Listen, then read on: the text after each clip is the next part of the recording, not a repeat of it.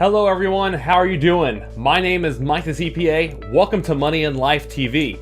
Today, we gotta talk about the 2021 child tax credit. Lots of changes to this credit due to the new $1.9 trillion stimulus bill.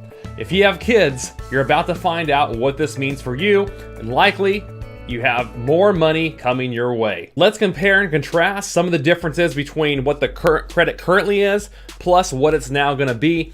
You can get $2,000 per child, $3,000 per child, or even up to $3,600 per child, depending upon the age of your children and your adjusted gross income. And as a person who does not have children, all I can do is sit back in the confines of my little YouTube studio and envy you with your glorious new tax credit. If the child is under 17 but older than 6, so between 7 and 16 basically, then you're going to be able to get $3,000 per child in that age range. If they're under the age of 6, so years 1 through 5, you're going to be able to get up to $3,600 per qualifying child in that scenario. So whether you're raising little angels or little monsters, either way, at least you're going to be able to make some more money because they're around. We're going to keep on moving through this information, but before we do, I want to welcome anyone who's brand new here to the channel. On Money in Life TV, we teach finances, investing, and taxes. You can follow our weekly videos simply by hitting the red subscribe button down below. If you want to help other people see this information, the best thing you can do is engage in the comments below, drop a like on this video, and share this video and video link with family and friends. Thank you so much. Next one's a big new change is when do you receive the money? Normally, you would receive the money for your child tax credit when you file your tax return, right? But this is going to be different.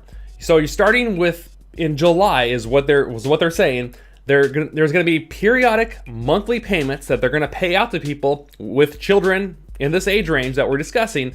So you're going to get monthly payments from July through December, and that's going to be half the credit. And the other half of the credit you'll get when you file your taxes for 2021 and 2022. And monthly payments from the government. Does anybody know what that sounds like?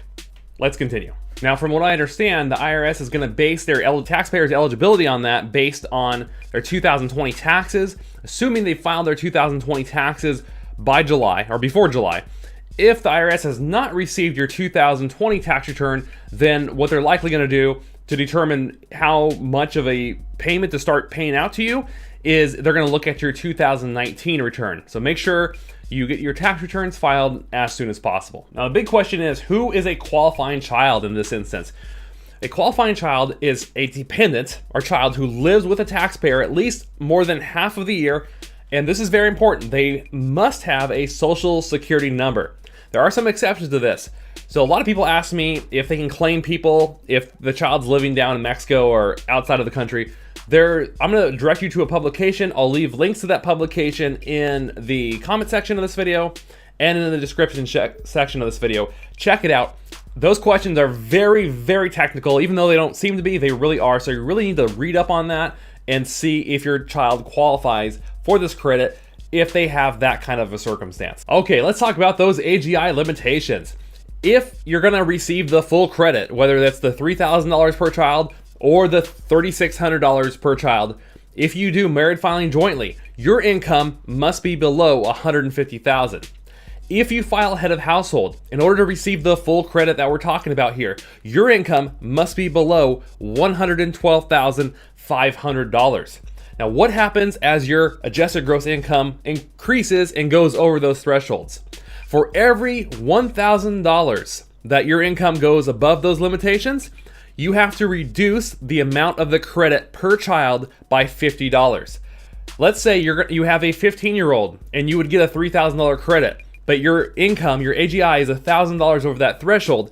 That means that instead of getting $3,000 credit for that 15-year-old child you have, you're only going to get $2,950. And from what I've been reading, I have various sources, and I'll link the sources I've looked at to produce this video, is that if let's just say your income is well above that so that your credit would completely start to phase out, from my understanding, from what I've been reading, you will still get $2,000 credit per child, which is what the rules were for 2020, even if your income is $200,000 if you're head of household, or $400,000 AGI if you're married filing jointly. So you could get, like I said in the beginning of this video, you can get $3,600, $3,000, a reduced amount, or even $2,000 per child if your income is that high. So either way, you'll likely get something from this. Most people will benefit in some form or another with this new advanced tax credit. Now, how will this affect your refund?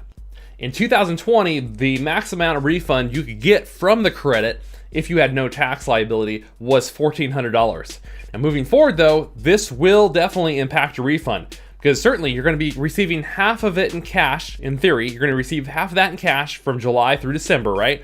And the other portion of it could potentially be refunded to you when you file your tax return next year in 2022 for tax year 2021. So how do you opt in to receive those monthly recurring payments?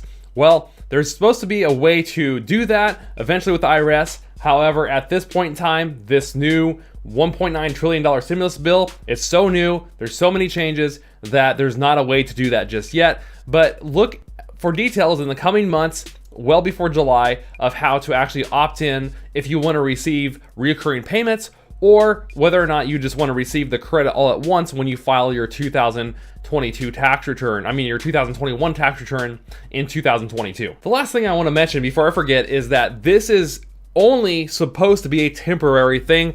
We'll see what happens in the future moving forward. We don't know if they're going to keep this at $3,600 or $3,000 per child in the future.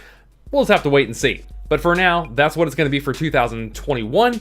And the other thing I want to mention before I forget, you used to have at least $2,500 in income to be eligible to claim the child tax credit. That's no longer the case now. From what my understanding of the research I've done is, now your income can be zero and you can still get money from this child tax credit, of course, as long as you have the qualifying children to do so. In the comments, let me know what you think of the new child tax credit. Obviously, if you have children, it's like the money's there, you might as well take it, right? But what do you think of receiving monthly reoccurring payments? Do you like that idea? It's because it's like an advance of your tax credit ahead of time versus getting the money next year. So do you like that idea? Do you not like that idea? Why or why not? Leave that in the comments below. Thank you for sticking with me for this quick tax update regarding the child tax credit. If you liked the video, do me a huge favor and drop a like. It would really mean a lot to me. Share this with your family and friends, especially those who have children. Subscribe for future videos that cover finances, investing, and taxes to help you become fiscally fit. I hope you all have a wonderful week out there. Live life uncaged, and I'll see you all in the next video. Peace.